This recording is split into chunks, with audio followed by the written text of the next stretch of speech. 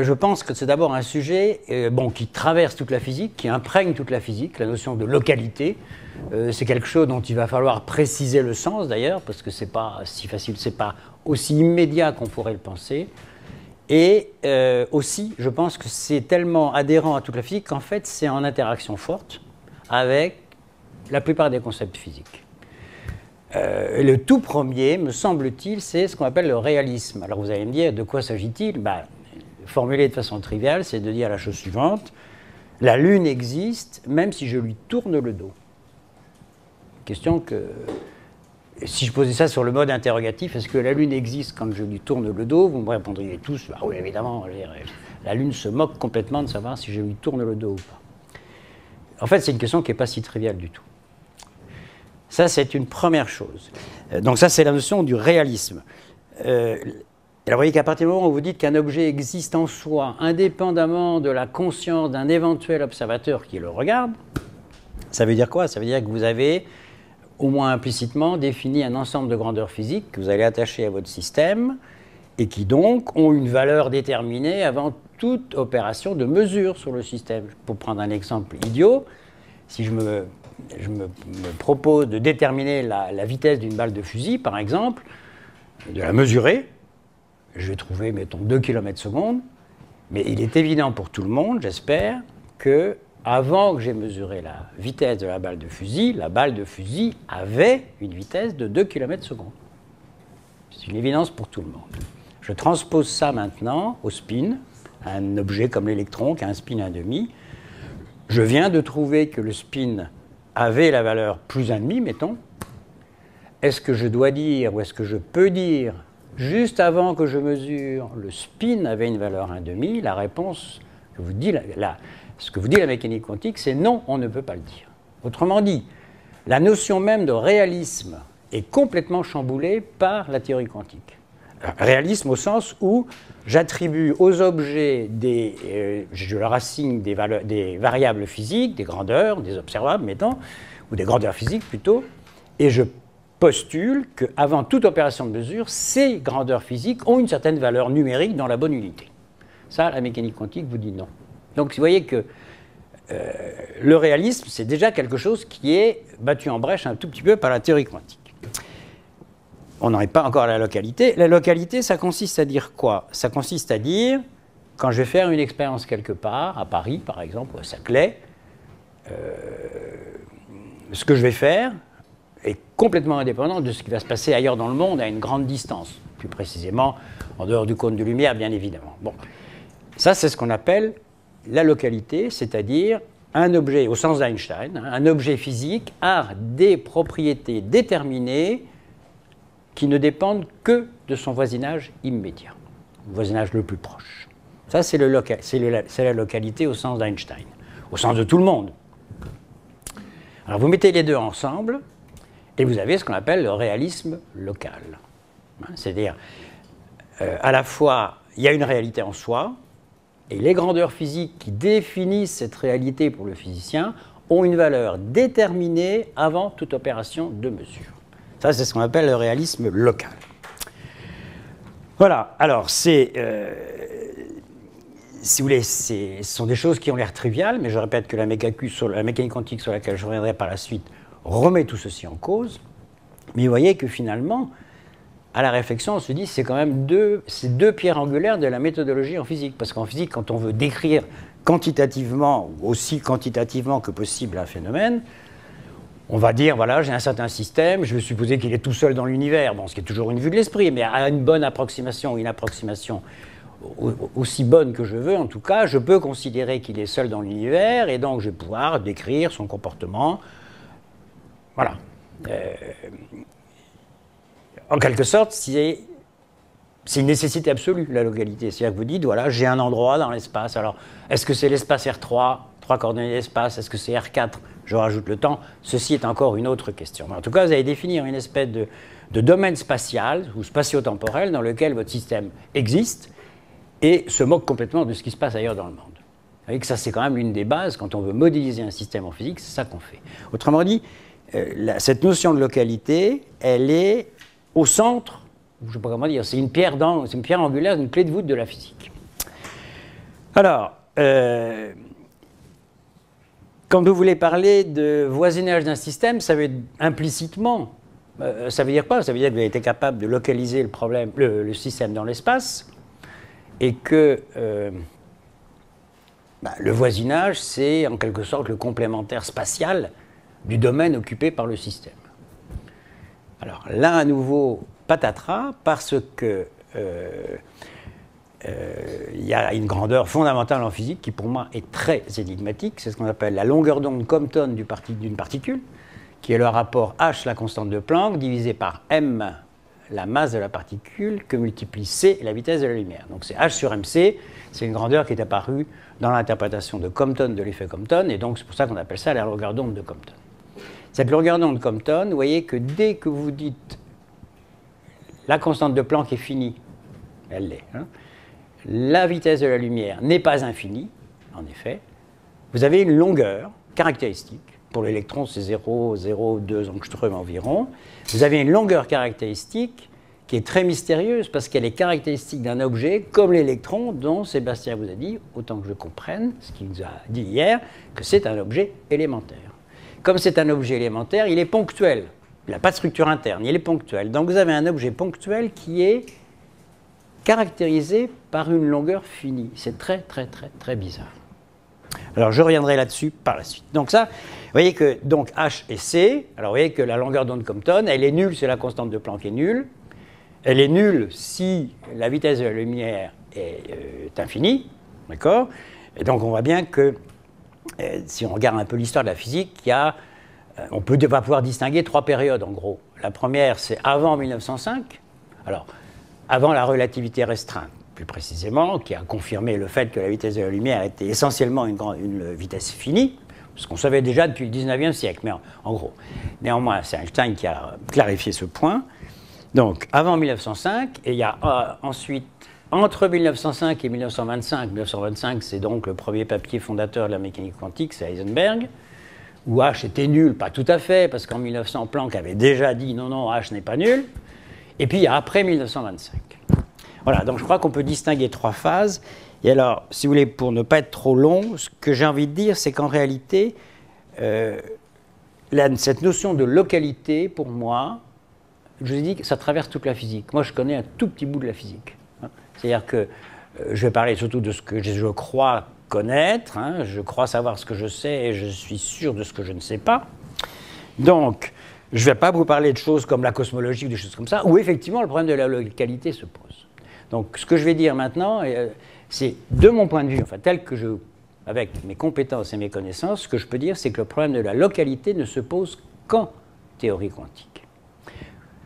Et donc, c'est un petit peu là-dessus que c'est ce point-là plutôt que je vais développer. Si vous voulez, il y a un tas de notions qui sont apparues. Par exemple, il y a une révolution conceptuelle importante qui est due à Maxwell, c'est la notion de champ. Hein, la notion de champ est apparue grâce à Maxwell. Bon, ça c'est quelque chose de très important parce que vous voyez que déjà on se dit la localité est un peu battue en brèche parce qu'un champ par construction c'est un objet physique qui a des caractéristiques physiques, de l'énergie, du moment conjugué, enfin de l'impulsion, mais qui est étendu dans l'espace. Autrement dit, déjà un champ, même classiquement, c'est un objet qui est physiquement indiscutable, indiscutablement c'est un objet physique qu'on peut étudier en tant que physicien, mais pour lequel la notion de localité déjà n'est pas très claire. Alors, la notion de localité revient parce que les équations de Maxwell sont des équations aux dérivées partielles. Alors, dérivées partielles, c'est un peu plus compliqué que différentiel, mais retenez l'idée, c'est différentiel. Autrement dit, ça ne met en jeu qu'un point et son voisinage immédiat. C'est en ce sens que la physique classique, au sens de Maxwell, et avec toutes les notions de champ qu'on peut dériver à partir des équations de Maxwell, est effectivement une théorie locale. Il y a aussi une autre chose importante, me semble-t-il, qui est la notion de localité temporelle. Localité, il y a lieu étymologiquement parlant, donc on pense à l'espace, mais on peut aussi généraliser un tout petit peu la notion en parlant de la localité temporelle, ce qui veut dire quoi? Ça veut dire qu'un système va dépendre il va évoluer d'une façon qui ne dépend que de l'instant présent. D'accord? Alors ça c'est vrai pour les équations élémentaires de la physique, l'équation de Newton est de ce cas et de ce type, les équations de Maxwell sont aussi de ce type. Ça veut dire que, à ma connaissance, toutes les équations fondamentales sont des équations différentielles en espace et en temps.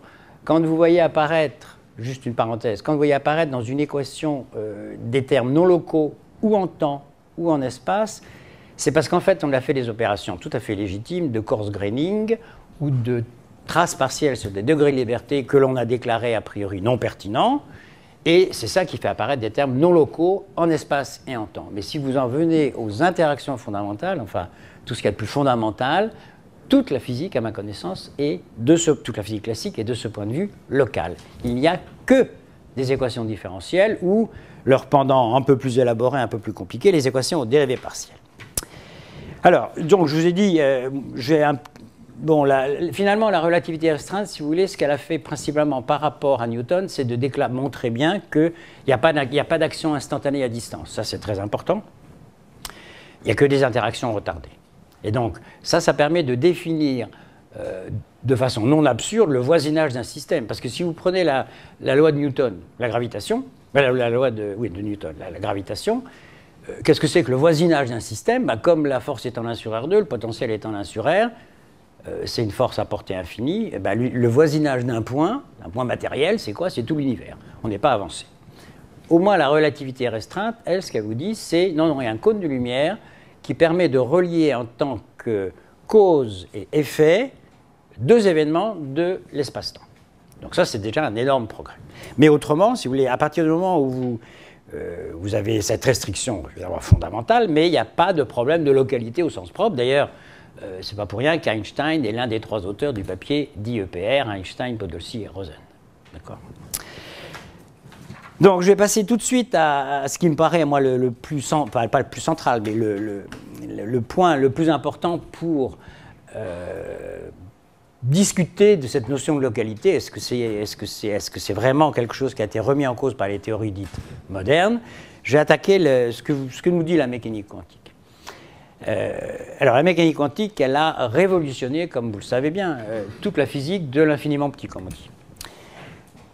Conceptuellement, elle a mis à bas un tas de choses, la notion de trajectoire. Et la notion de trajectoire, et en fait, elle a mis aussi à bas 2 choses extrêmement importantes, qui est la notion de localisation. Alors, localisation, ça veut dire, il y a localité dedans. Hein. Parce qu'à nouveau, si vous voulez dire, j'ai un système, il est là, et j'ai son environnement, son voisinage, c'est ça, et son voisinage, seul son voisinage, a un effet sur ce système, il faut bien être capable de dire que le système est quelque part. Je vous ai dit, le voisinage, c'est le complémentaire spatial de l'endroit où se trouve le système, mais si vous ne savez pas où est le système, vous êtes bien embêté pour parler de son voisinage. Donc, la théorie quantique a complètement bouleversé l'idée qu'on peut se faire de la notion de particule. Qu'est-ce que c'est qu'une particule localisée? On ne sait pas. Enfin, on ne sait pas. L'image qu'on en avait, en tout cas, n'est sûrement pas la bonne image. Ça, c'est un premier point.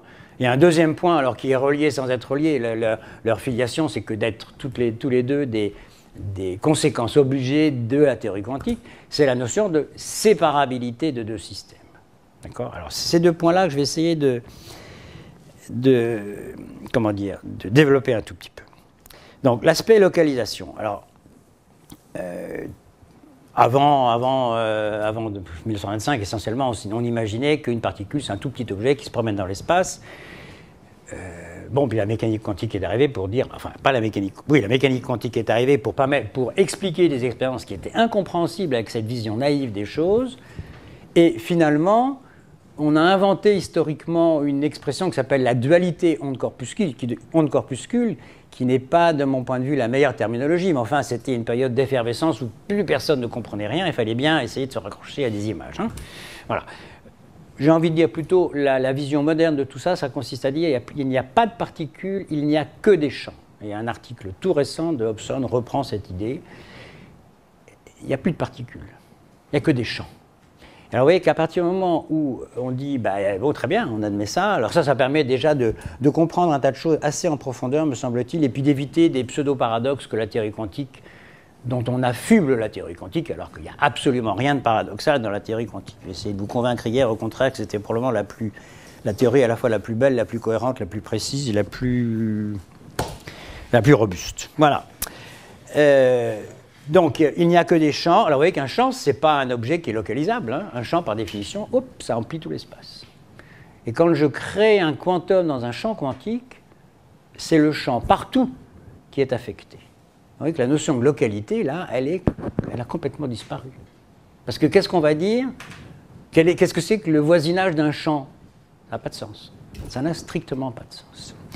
Ça, c'est une première chose. Donc ça, c'est l'idée, je vous dis, un peu moderne. Il n'y a pas de particules, il n'y a que des champs. Ça, c'est une première chose. Et puis alors, le point encore plus fondamental, j'ai envie de dire, avant même d'aller dans le technique. Alors, quand je vous disais à l'instant, quand on rajoute un quantum, c'est le champ dans toute son étendue spatiale qui est modifié. C'est tout bêtement parce que les quantums du champ sont caractérisés par une relation de dispersion, c'est-à-dire une relation qui relie leur énergie à leur impulsion. Et quand vous allez créer une particule, un quantum du champ, d'énergie d'impulsion donnée, son impulsion étant donnée, c'est une onde plane, c'est une puissance IKR, et ça rentre dans la décomposition en mode du champ, et ça a la même amplitude partout dans tout l'espace. C'est pour ça que je vous dis, un champ n'est pas localisable, ça c'est certain. Donc, comment définir le voisinage d'un champ quantique? Moi, je ne sais pas. Sur un plan encore plus fondamental, ça c'est l'argument EPR. Vous connaissez tous l'article de Einstein, Podolsky et Rosen en 1935, dans la FISREV, Einstein n'a jamais, tout en reconnaissant les succès de la théorie quantique, évidemment, n'a jamais accepté ce que disait physiquement la théorie quantique. Et avec donc Podolsky et Rosen, ils ont construit une argumentation démontrant de façon irréfutable sur le plan logique que la théorie quantique était une théorie incomplète. C'est-à-dire, dans la théorie quantique qui marche admirablement bien, la théorie quantique ne prend pas en compte des variables, qu'on appelle les variables, qu'on a appelées depuis les variables cachées, qui doivent être là pour le physicien. Alors quand je dis que l'argument de EPR est imparable, ce que je veux dire, c'est la chose suivante. Ils ont posé une définition de la réalité physique, ce qui était un préalable absolu à leur discussion. Et quand on lit l'article, on voit bien que, même s'il s'agissait de trois très grands esprits, ils ont dû se torturer la tête pour arriver à poser une définition de la réalité physique à peu près indiscutable. Et je dis toujours que quand on lit leur définition, on se dit, oui, la réalité physique, pour le physicien, ça ne peut être que ça. Or, vous savez très bien que... Alors, leur conclusion, c'est la théorie est incomplète. Là-dessus est arrivé en 1964. Alors, donc, l'article de EPR, c'est 1935. Il y a eu ensuite un papier fameux de Bell, John Bell, physicien irlandais, en 1964, qui a annoncé une fameuse inégalité, qu'on appelle l'inégalité de Bell, qui donnait un moyen aux expérimentateurs de mettre en œuvre leur génie expérimental pour essayer de construire une manip qui aurait été la réplique à peu près exacte de l'expérience de pensée d'Einstein, Podolsky et Rosen de 1935.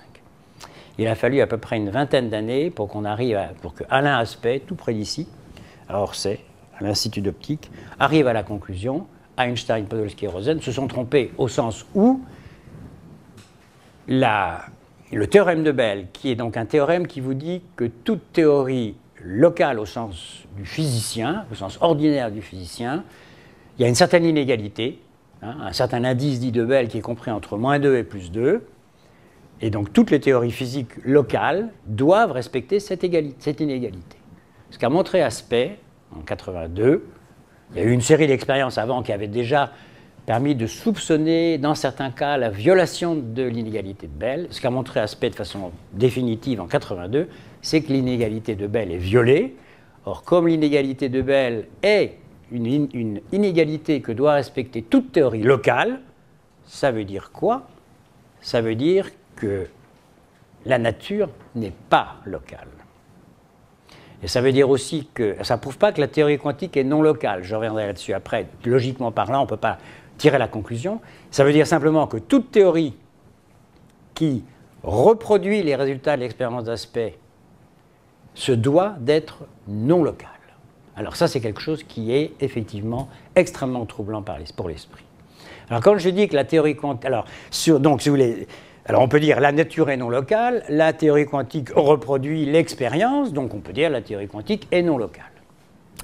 Alors, vous trouverez très facilement dans l'article, dans la littérature, deux articles récents. L'un, c'est la théorie quantique est locale en anglais, et l'autre, c'est la théorie quantique est locale, point d'interrogation. Donc deux grands esprits, à nouveau, deux grands physiciens qui ont écrit un papier à 6 mois de distance, portant le même titre, sauf que dans l'un des deux titres, il y a un point d'interrogation et pas dans l'autre. Ça veut dire que le problème est loin d'être tranché. Qu'est-ce qu'on entend par là? Alors, je pense qu'en fait, ils n'ont pas tout à fait la même définition de la localité. À nouveau, si vous prenez l'équation centrale de la théorie, c'est l'équation de Schrödinger. Prenez la version la plus élémentaire. L'équation de Schrödinger, elle est locale en temps, hein, premier ordre en temps, et la version non relativiste, c'est du second ordre en espace, mais elle est, à nouveau, il y a un opérateur différentiel, c'est le Laplacien. Donc elle est locale en espace. Donc l'équation fondamentale est locale. Donc celui qui n'a pas mis de point d'interrogation au titre de son article a raison. Alors, il y a un autre aspect des choses qui est évidemment ce qu'on appelle le problème de la non-séparabilité, ce que vous dit la théorie quantique, et ça c'est une conséquence immédiate de la linéarité de l'équation de Schrödinger. Parenthèse, on pourrait rêver d'une théorie quantique, entre guillemets, sous une forme différente, où l'équation fondamentale ne serait pas linéaire. On peut rêver de ça parce qu'en effet, à ce moment-là, vous savez bien que quand on a des équations non linéaires, on peut avoir des excitations de type soliton, c'est-à-dire des objets qui vont se rencontrer, vont se déformer quand ils vont être en collision, mais après la collision, vont retrouver un aspect localisé. Hein, c'est le soliton observé par Sir William Scott au milieu du 19e sur la Seine, dans le Mascaret. Bon. Et donc, vous voyez, ça réconcilie l'aspect l'idée qu'on se fait d'une particule, quelque chose qui se propage, certes, qui peut se déformer, mais qui, après coup, retrouve un aspect localisé. Donc, bon, on pourrait rêver d'une théorie de Schrödinger ou à la Schrödinger non linéaire, ce n'est pas le cas. L'équation de Schrödinger est une équation linéaire. À partir du moment où elle est linéaire, vous triturez un tout petit peu cette équation et vous voyez qu'immédiatement, on arrive à quelque chose de tout à fait extravagant, qui a choqué évidemment EPR, qui est que je prends deux systèmes, quels qu'ils soient, je les fais interagir.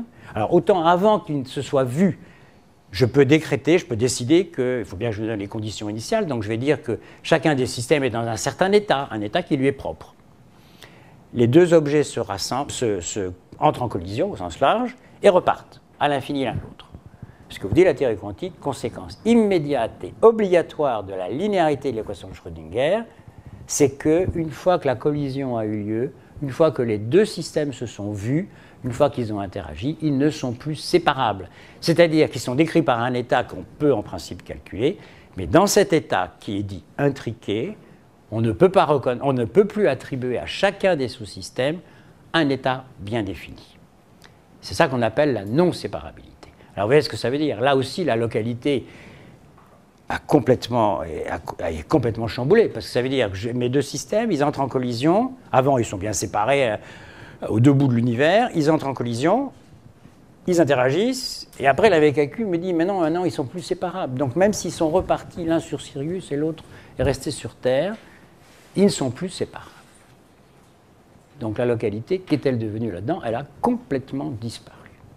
Voilà, donc ça c'est les deux, à mon avis, les deux choses les plus importantes de la théorie quantique. Et alors vous allez me dire, mais au début je vous ai dit finalement le réalisme, la localité, avec ça on fait le réalisme local, c'est la clé de voûte de la physique. Et là je viens de vous dire que patatras, le réalisme battu en brèche par la théorie quantique, non, un spin avant l'avoir mesuré n'a pas de valeur déterminée, comme je vous ai dit hier dans l'expérience de Stern-Gerlach, hein, je vois l'atome en haut à midi, je ne dois surtout pas en déduire qu'à midi moins une femtoseconde, il était près de l'endroit où je vais le voir.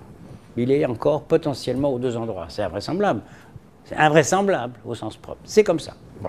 Donc, avant d'avoir mesuré, une grandeur physique n'a pas de valeur. Donc, le réalisme est battu en brèche. Quant à la localité, l'équation de Schrödinger vous dit il n'y en a plus.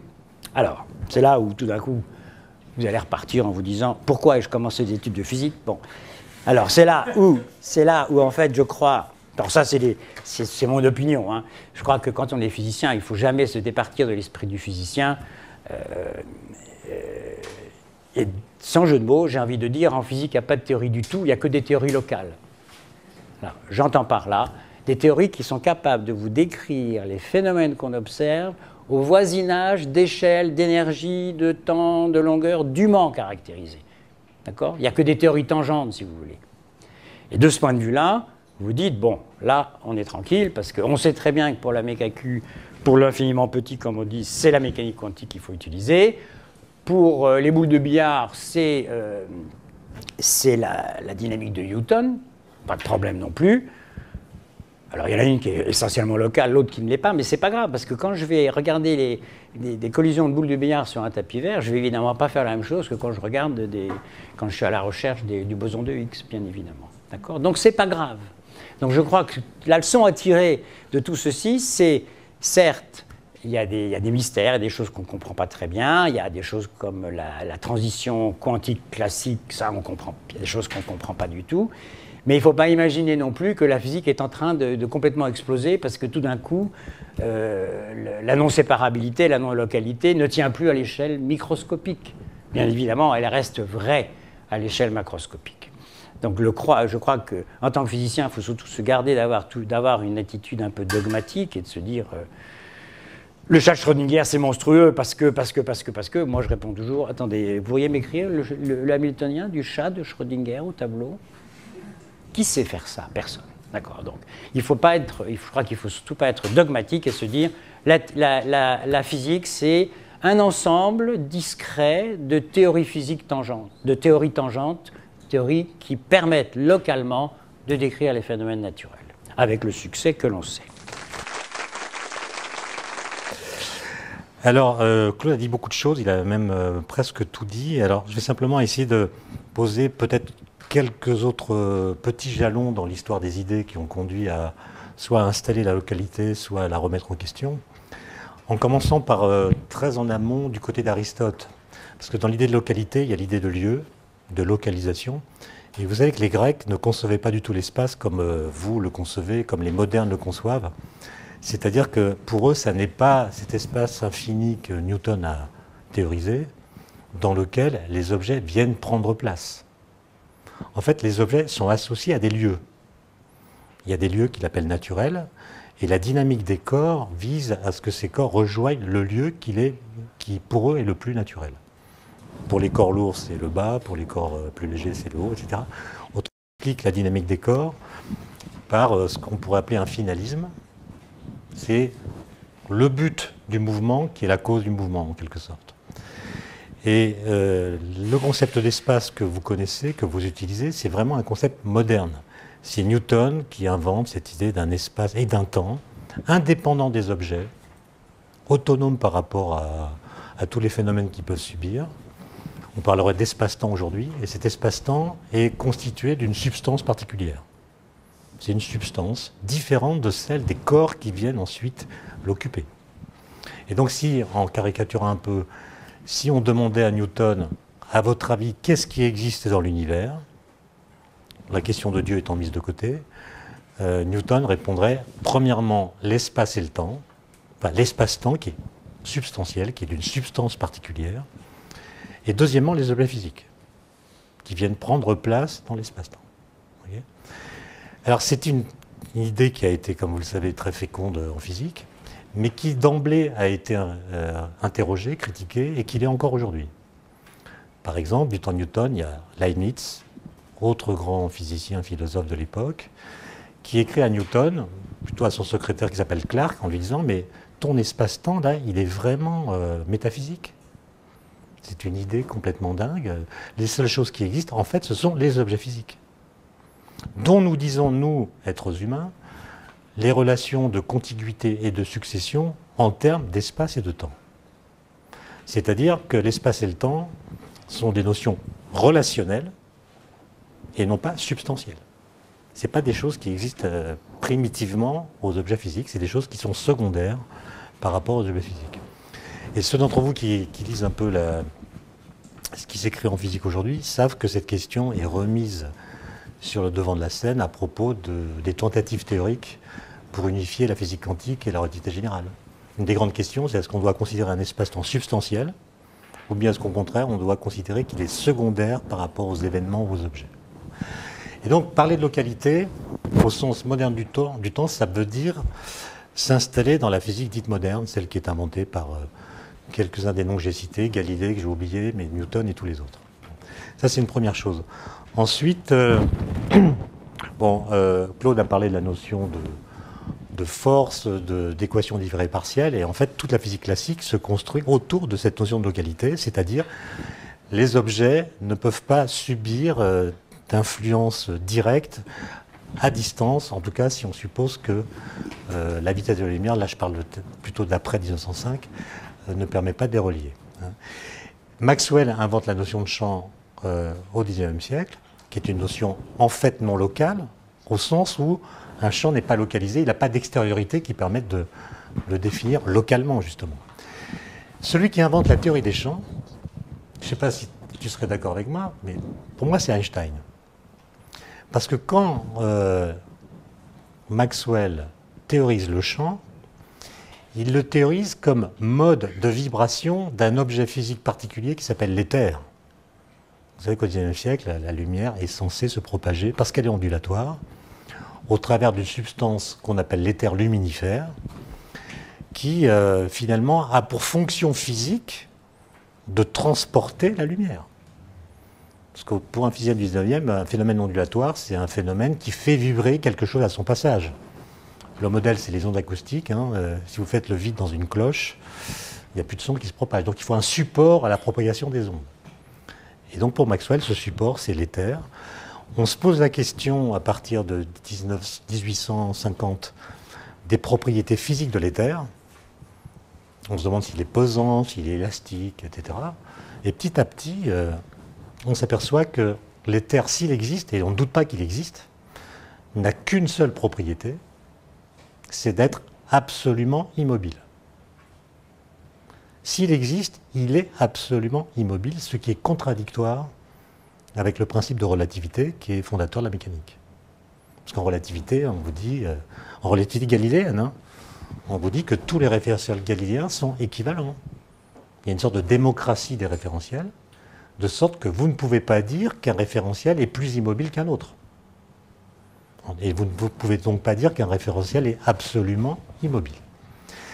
Et comme vous le savez, les physiciens qui s'intéressent à ça, qui sont peu nombreux, c'est Poincaré, Lorentz, ils vont en quelque sorte sacraliser la mécanique, parce qu'elle vient de Newton, et Newton, on n'attaque pas Newton, et vont essayer de rendre l'électromagnétisme dans lequel le principe de relativité a l'air de s'exprimer d'une façon différente dans le cadre de la mécanique. Ils essaient de faire rentrer l'électromagnétisme dans la mécanique, ce qui conduit à certaines distorsions sur lesquelles on pourra revenir, mais je ne vais pas les évoquer maintenant. Et celui qui va trancher le problème, c'est Einstein, qui dit « l'éther nous pose des problèmes ». Il est en contradiction notamment avec le principe de relativité. Je proclame la mort de l'éther, et si l'éther n'existe plus, les problèmes que pose l'éther n'existent plus non plus. C'est presque une méthode un peu, je ne sais pas comment on pourrait la qualifier. Non, je suis filmé, donc je vais... Après, il faut en tirer les conséquences. Et les conséquences, c'est justement la théorie de la relativité restreinte que je pense vous connaissez. Mais du coup, si l'éther n'existe plus, les ondes électromagnétiques, elles existent par elles-mêmes. Elles ne sont plus des modes de vibration de l'éther, elles existent toutes seules dans le vide. Ce sont des objets physiques. Et c'est pour ça que je dis qu'à mon avis, Einstein est l'inventeur de la théorie des champs, puisqu'il installe un cadre dans lequel on est invité à penser que les champs électromagnétiques sont des objets physiques, indépendamment ou indépendants de tout support qui pourrait les porter. Ensuite, Claude a parlé de la mécanique quantique, évidemment. L'idée que aux particules sont associées des champs. En effet, la notion de dualité onde-corpuscule, on devrait l'abandonner, je pense. Bien que j'ai appris que la mécanique quantique va apparaître dans le programme des classes préparatoires à la rentrée prochaine, j'ai regardé ce programme, et bing, dualité onde-corpuscule. Sans doute par référence à De Broglie qui a inventé l'expression.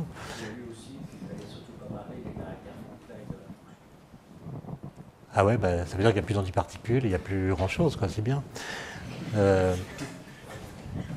Non, c'est vrai, pour dire des choses simples, il suffit de simplifier le monde. Pas compliqué. Bon, et donc non, la dualité onde-corpuscule, elle laisse s'entendre, c'était d'ailleurs l'idée que De Broglie va ensuite théoriser un peu plus dans la notion d'onde pilote. La théorie de l'onde pilote, c'est l'idée qu'il y a une cohabitation entre la particule corpusculaire et le champ. Donc il y a du local et du non local en quelque sorte qui viennent se coller l'un à l'autre pour expliquer des phénomènes comme les interférences, la réduction du paquet d'ondes, etc. Alors, en fait, quand on parle de mécanique quantique aujourd'hui, on le fait souvent en utilisant le vocabulaire et les références des années où la physique quantique s'est construite. C'est-à-dire, c'est une tendance assez naturelle d'ailleurs, c'est de considérer que quand il y a une révolution en physique, au moment où on l'a fait, on ne comprend pas tout à fait en quoi elle consiste. Et la tendance pour essayer d'expliquer cette révolution, c'est de la présenter simplement comme une évolution. Ce n'est pas une rupture, c'est simplement une évolution. Et on va tenter de la dire en utilisant les concepts de la théorie que cette révolution vient contester ou remplacer. Je vais vous donner deux exemples. La relativité restreinte, c'est une révolution. Ça change complètement les relations entre l'espace et le temps, et ça ne peut pas être redit dans le cadre de la physique newtonienne. Il n'y a pas d'adaptation possible. Il y a des connexions qu'on peut trouver par la suite, mais ce n'est pas la même physique. Eh bien, en France, par exemple, et ça s'est trouvé vérifié dans d'autres pays, on va expliquer la relativité dans le cadre newtonien en ajoutant une notion très bizarre qui est la notion de vitesse d'écoulement du temps. Et on écrit, d'ailleurs c'est encore vrai, je l'ai vérifié, dans les manuels de terminale de philosophie en France. Il y a un petit paragraphe sur la relativité, dans lequel on vous dit, en théorie de la relativité, la vitesse d'écoulement du temps dépend de la vitesse de l'observateur dans l'espace. Vous avez déjà vu cette phrase? Alors si, soit vous ne lisez pas les Bogdanov, soit vous ne lisez pas les manuels de philosophie de terminale. Et les deux choses sont, à mon avis, d'inégale gravité, mais il y en a quand même une qu'il faut essayer de corriger. Et donc, d'abord, une vitesse d'écoulement du temps, vous voyez bien, c'est problématique, puisqu'une vitesse, c'est une dérivée par rapport au temps. Donc la vitesse d'écoulement du temps voudrait dire que le temps se décale, en quelque sorte, par rapport à lui-même. Donc c'est une notion compliquée. Mais si on comprend cette phrase, on se dit que si dans cette pièce, par exemple, il me faut 2 heures pour lire un livre, à ma montre, et si ensuite je pars dans une fusée avec un livre de même taille et ma montre, il me faudra dans la fusée plus que 2 heures ou moins que 2 heures pour lire un livre. Puisque j'ai lu que la vitesse d'écoulement du temps dépend de la vitesse de l'observateur dans l'espace. Alors vous savez bien que si vous faites l'expérience, quelle que soit la vitesse de la fusée, vous trouverez à votre montre 2 heures.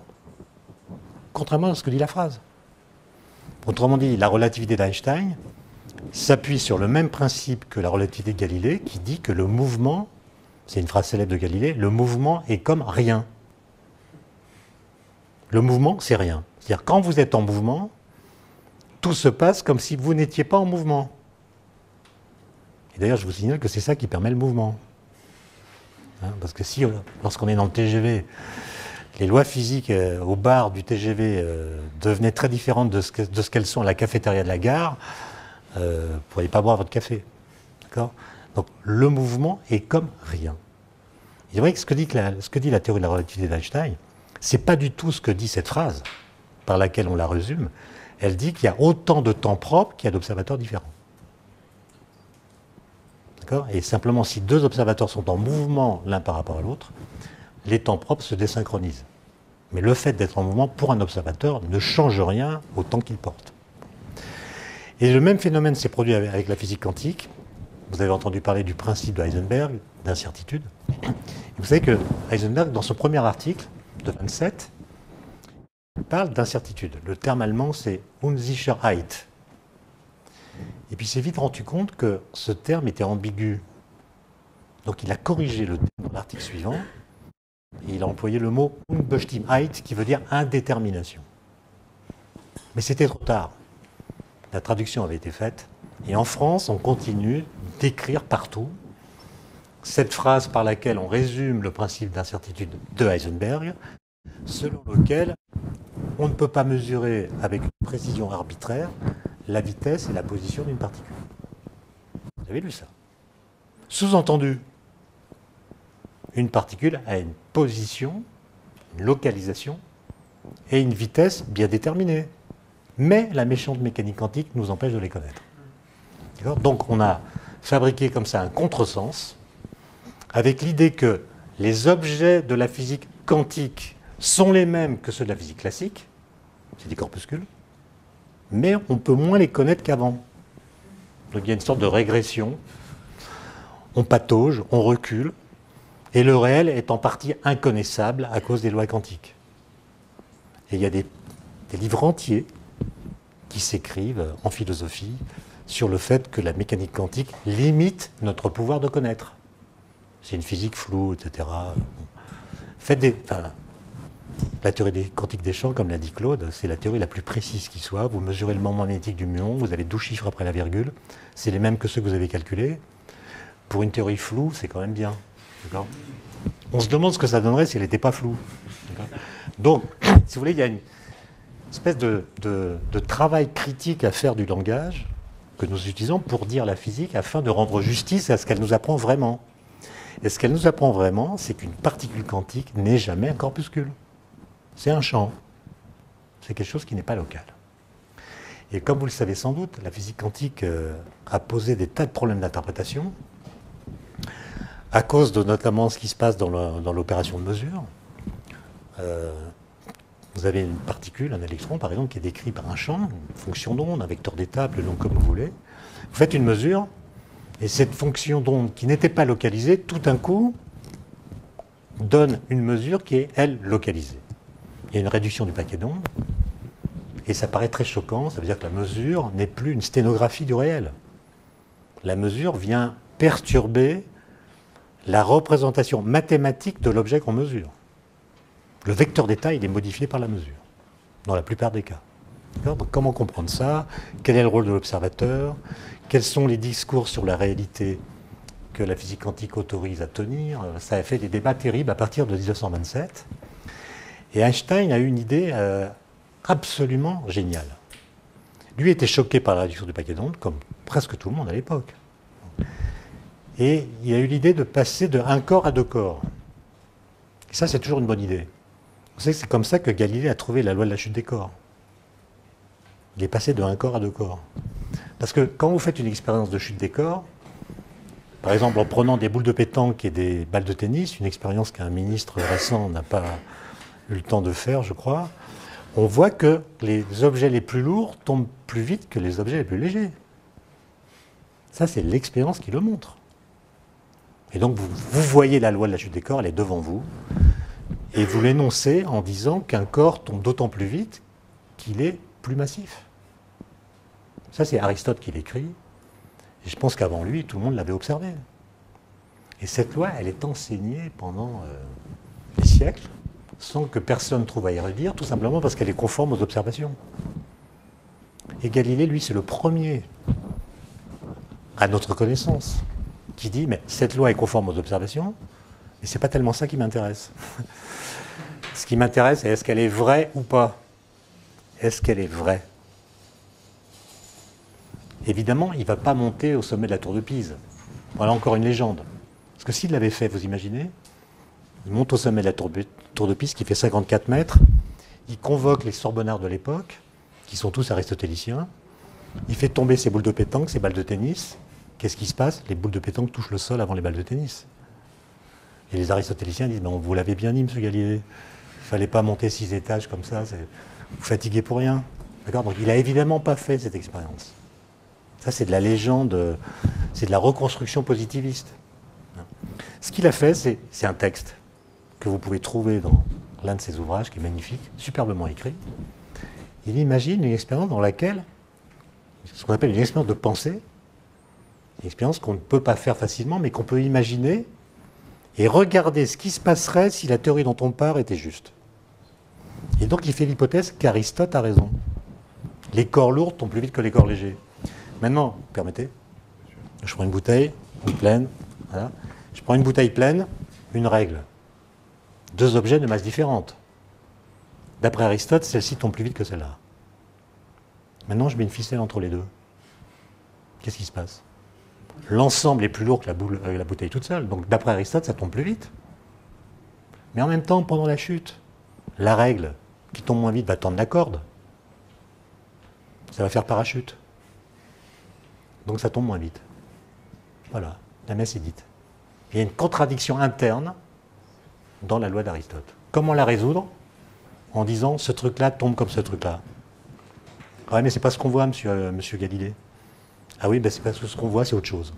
C'est une combinaison entre la gravité qui fait tomber tous les objets de la même façon et entre les corps lourds et les corps légers. Ça, c'est 64. C'est 64. Et évidemment, là, on a un test extraordinaire. Ça correspond à ce qu'un philosophe qui s'appelle Merleau-Ponty appelle une découverte philosophique négative. Vous avez un débat philosophique. Philosophique, en fait. Quels sont les critères de la réalité et qu'est-ce qu'on doit attendre d'une théorie physique? Einstein pense certaines choses, Bohr en pense d'autres. C'est un débat philosophique. Et là, on vous dit, mais ce débat, il peut être tranché au laboratoire. C'est pas tous les jours. Hein. C'est en 64. Alors, je termine là-dessus. Dans beaucoup de laboratoires, on entend parler de cet article et on raconte dans les livres qui racontent l'histoire, les physiciens se sont dit, ben, on va attendre les lasers. Ouais. Personne n'a attendu les lasers. C'est comme il a fallu attendre Einstein pour que... Non, personne dit on attend Einstein, il serait temps qu'il arrive, on a un problème. Non, il n'y avait aucun test expérimental possible à l'époque, mais en effet, quand les lasers arrivent, à partir de 75, il y a des premiers tests qui sont faits, et le test le plus décisif, c'est celui qui est fait à côté d'ici à Orsay, par Aspect, qui montre que les inégalités de Bell, dont a parlé Claude, étaient violées expérimentalement, et qu'elles étaient violées conformément aux prédictions de la mécanique quantique. C'est incroyable. C'était en 81, moi j'étais étudiant, je me souviens, c'était la une du Monde. Il y avait 3 pages d'explications, on ne comprenait rien, on est allé voir le prof et on lui a dit expliquez-nous tout ça, il dit j'y connais rien. Donc on a créé un petit groupe qui a étudié les papiers, etc. Et on s'est fait des cours mutuellement, c'était passionnant. Ça veut dire que la non-localité en physique quantique est un fait d'expérience. Et même si un jour la physique quantique est démontrée fausse, il restera ce fait d'expérience. Et la question, c'est celle que Claude a posée, c'est qu'est-ce qu'on fait de ce résultat? Comment est-ce qu'on peut la penser? Parce que finalement, on peut faire de la physique comme si le monde était local. Vous faites une expérience au CERN, vous n'avez pas besoin de savoir ce qui se passe à Fermilab. Donc vous imaginez que ce qui se passe au CERN est indépendant de l'environnement du CERN. Bon, mais est-ce que ça a des limites? Et alors, si le monde est non séparable, comme invite à le penser la mécanique quantique, est-ce que le seul objet physique digne de ce nom, c'est l'univers tout entier? Toutes les particules ont interagi, ne serait-ce que par la gravitation, donc elles devraient être corrélées. Et alors, si le seul objet vraiment physique, c'est l'univers, comment expliquer qu'on arrive à faire de la physique locale? Autrement dit, si le monde est non local, comment se fait-il qu'on parvienne à travailler en physique comme s'il était local? Voilà, c'est ça la grande question.